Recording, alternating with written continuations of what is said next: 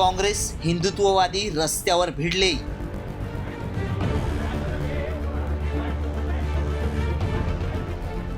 मुद्द्यांची लढाई आता गुद्द्यांवर। काँग्रेस प्रवक्त्यावर हल्ला, राजकारणाचा कल्ला।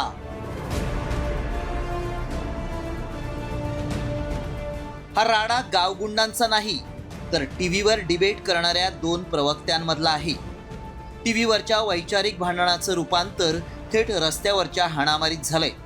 हिंदुत्ववादी कार्यकर्ते तुषार दानगुडेंनी काँग्रेस प्रवक्ते हनुमंत पवारांना पिस्तूलचा धाक दाखवत मारहाण केली। मात्र हा राडा का झाला, ऐका हनुमंत पवारांच्या तोंडूनच। एका न्यूज चॅनलच्या डिबेटला स्टुडिओमध्ये उपस्थित होतो। शिवाजी महाराजांची बदनामी करणारे भाजपवाले, असा सगळा विषय होता।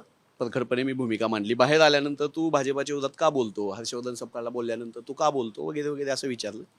पुण्यात जिवंत राहायचं असेल तर कमरेला बघ, आणि मग ते शर्टवर केलेली पिस्तूल होती तिथं, तर ते हसलो मी पिस्तूल बघितल्यास की असल्या खेळण्याला आम्ही घाबरत नाही। ते मारहाण त्यांनी सगळ्यांनी केली।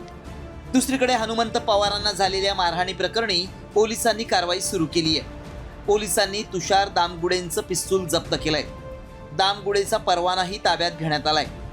मात्र घडलेल्या घटनेचा कुठलाच पश्चाताप न बाळगता हनुमंत पवारांना धडा शिकवल्याचं विधान हिंदुत्ववादी कार्यकर्ते तुषार दामगुडेंनी केलंय। जेलमध्ये टाकलं असतं 6 वर्षासाठी 5 वर्षासाठी। मी जर पिस्तूल लावून हिंडलो आणि मी जर 6 लोक घेऊन देवेंद्र फडणवीसांच्या एखाद्या प्रवक्त्याला मारलं, तुरुंगात टाकलं असतं आम्हाला। त्यामुळे सरकारच्या विरोधात बोलायचं नाही, बोललं तर आम्ही असे गुंड पाठवू। तो काय साधा सुद्धा गुंड नाही। पोलिसांनी सुरुवातीला कडक भूमिका घेतली होती। पोलीस एक 7-8-10 मिनिटात आले, तिथं जॉईंट शिपी वगैरे आले। आम्हाला कौतुक वाटलं, आनंद वाटला। तर ते दिलं रात्री सोडून।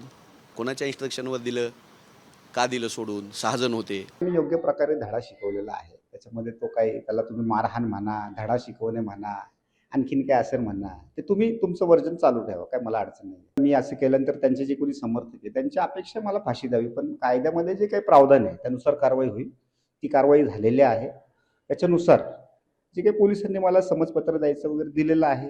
माझी त्यांच्या विरोधात तक्रार आहे, जीव मारण्याची धमकी वगैरे, मी ते स्टेटमेंट असा तक्रार अर्ज पोलिसांकडे दिलेला आहे। पोलिसांनी त्याच्यावरती देखील कारवाई करावी। दरम्यान पुणे शहरात गेल्या काही दिवसांपासून सुरू असलेल्या राजकीय हिंसेच्या निषेधार्थ काँग्रेसच्या शिष्टमंडळानं पोलीस आयुक्त अमितेश कुमार यांची भेट घेतली।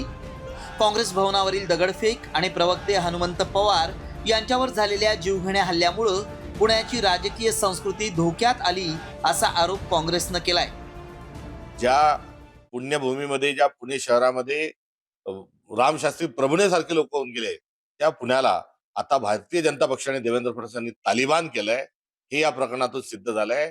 आम्ही कुठल्याही परिस्थितीत घाबरणार नाही। एकंदरीत हा हल्ला हनुमंत पवारांवर नाही, तर हा हल्ला लोकशाहीवर आहे। तुषार दानगुडे हे हिंदुत्ववादी कार्यकर्ते असून उजव्या विचारसरणीसह भाजपची बाजू माध्यमांवर हिरिरीनं मांडताना अनेकदा दिसतात। त्यामुळे राऊतांनी भाजपवरच निशाणा साधलाय, तर हिंसेला पाठिंबा देत नसल्याचं सांगत भाजपनं कारवाईचं आश्वासन दिलंय। देवेंद्र फडणवीस यांच्यासारखा गृहमंत्री हा महाराष्ट्राला लाभलेला असताना पुण्यातल्या भर रस्त्यावर वृत्तपत्राच्या कार्यालयाच्या खाली एका प्रमुख राजकीय पक्षाच्या प्रवक्त्याला हनुमंत पवार यांना ज्या पद्धतीनं बंदूक दाखवून धमक्या दिल्या जातात, मारहाण केली जाते, ही दुसऱ्या एखाद्या राज्यात एखाद्या भाजपा व्यतिरिक्त पक्षाकडून घडलं असतं तर काय झालं असतं? पुण्यामध्ये काँग्रेसचे प्रवक्ते हनुमंत पवार यांच्यावर जो भ्याड हल्ला केला त्याचं कुणीही समर्थन करत नाही। विचाराची लढाई ही विचारांनीच लढली पाहिजे। जे कोणी आरोपी आहेत त्यांच्यावर कारवाई करण्याचं काम सुरू आहे। पोलिसांनी काही लोकांना ताब्यात देखील घेतलेलं आहे। गेल्या काही वर्षात राजकारणाचा स्तर खालावल्याचं सातत्यानं बोललं जातंय। मात्र राजकारणात मुद्द्यांची लढाई आता गुद्द्यांनी लढवली जात असल्यामुळं महाराष्ट्राचा बिहार झालाय का, असा सवाल उपस्थित होतोय। सचिन जाधवसह सागर आव्हाड, साम टीव्ही न्यूज, पुणे।